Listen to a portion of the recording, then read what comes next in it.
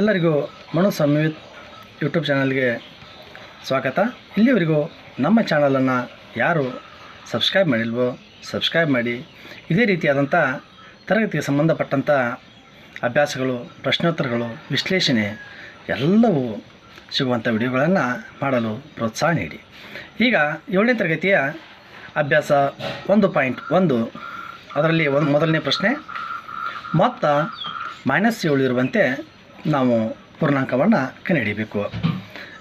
-2 plus -5 -7. ಆ ಎರಡು ಪೂರ್ಣಾಂಕಗಳು -2 ಮತ್ತು -5 ಆಗಿರುತ್ತವೆ. ಬಿ, ವ್ಯತ್ಯಾಸ 10 ಆಗಿರಬೇಕು. -10 ಬ್ರಾಕೆಟ್ -10 ಅಂದರೆ -10 ಹೆಂಗೆ ಬಂತಪ್ಪ ಅಂದ್ರೆ -10 -× ಪ್ಲಸ್ -20 ಪ್ಲಸ್ 10 ಕಳೆದ್ರೆ -10 ಬರುತ್ತೆ. ಆ ಎರಡು ಪೂರ್ಣಾಂಕಗಳು -20 ಮತ್ತು -10 ಆಗಿರುತ್ತವೆ. ಸಿ, ವ್ಯತ್ಯಾಸ 0 ಆಗಿರುವಂತೆ ಒಂದು ಜೊತೆ ಪೂರ್ಣಾಂಕವನ್ನು ಬರೆಯಿರಿ.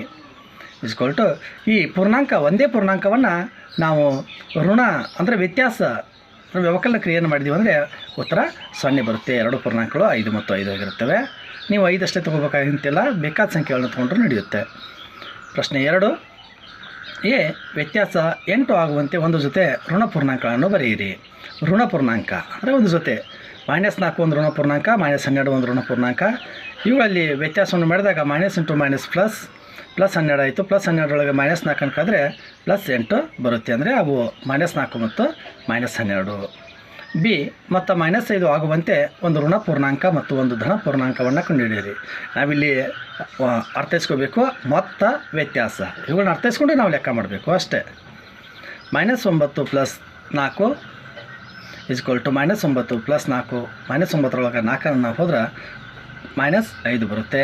ಅಂದರೆ ಅವೆರಡು ಪೂರ್ಣಾಂಕಗಳು -9 ಮತ್ತು +4.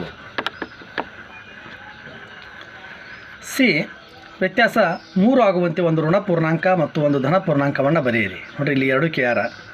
ಸಿ, ವ್ಯತ್ಯಾಸ 3 ಬರಬೇಕು. -2 ಅಂದರೆ ಇದೊಂದು ಋಣ ಪೂರ್ಣಾಂಕ, ಮೈನಸ್ ಅಂದರೆ ವ್ಯತ್ಯಾಸ, +1 ಅಂದರೆ 2 ಬಂದು, ಪ್ಲಸ್ × -2 -1 -1 ಅಂದರೆ -2 ಮತ್ತು +1 ಅವೆರಡು ಧನ ಮತ್ತು ಋಣ ಪೂರ್ಣಾಂಕಗಳು.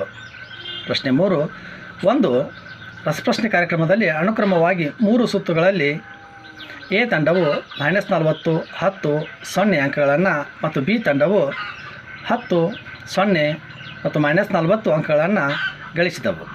ಯಾವ ತಂಡವು ಹೆಚ್ಚು ಅಂಕಗಳನ್ನು ಗಳಿಸಿತು?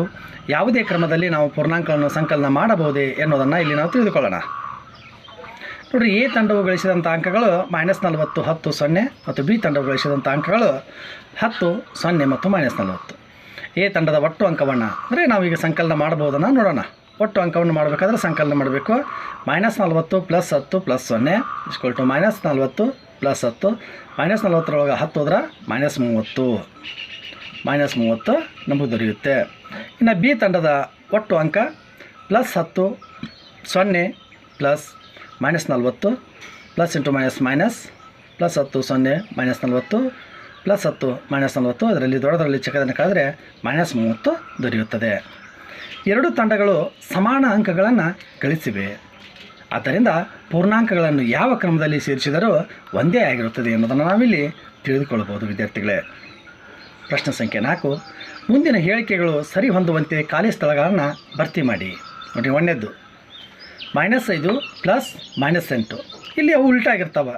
ಯಾವುದೇ ಕ್ರಮದಲ್ಲಿ ಅನ್ನೋದು ಬಂತಲ್ಲ 3ನೇದ್ರೊಳಗೆ ಆ ರೀತಿ ಇದು -8 ಐತಿ, ಹಾಗಿದ್ರೆ ಈ -5 ಇಲ್ಲಿ ಬರುತ್ತೆ. ಇನ್ನು 2ನೇದ್ದು -53 ಪ್ಲಸ್ ಡ್ಯಾಶ್ -53 ಅಂದರೆ ನಮಗೆ ಅನನ್ಯತ ಅಂಶದ ಬಗ್ಗೆ, ಸಂಕಲನದ ಅನನ್ಯತ ಅಂಶದ ಬಗ್ಗೆ ಗುರ್ತೈತಿ. 0 ಕೂಡಿಸಿದರೆ ಉತ್ತರದಲ್ಲಿ ಯಾವುದೇ ವ್ಯತ್ಯಾಸವೂ ಆಗೋದಿಲ್ಲ ಅನ್ನೋದು ಉತ್ತರ 0. 3, 17 ಪ್ಲಸ್ ಡ್ಯಾಶ್ -0 ನೋಡಿರಿ, 17ರೊಳಗೆ -17 ಕಳೆದಿವಿ ಅಂದ್ರೆ ನಮ್ಗೆ ಉತ್ತರ ಏನಾಗುತ್ತೆ? 0 ಬರುತ್ತೆ.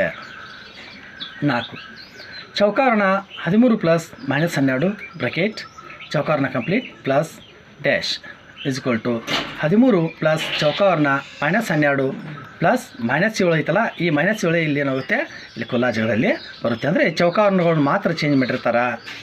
5 -4 ಪ್ಲಸ್ ಚೌಕಾವರ್ಣ 15 ಪ್ಲಸ್ -3 ಈಕ್ವಲ್ ಟು ಚೌಕಾವರ್ಣ -4 ಪ್ಲಸ್ 15 ಚೌಕಾವರ್ಣ ಕಂಪ್ಲೀಟ್ ಪ್ಲಸ್ ಡ್ಯಾಶ್.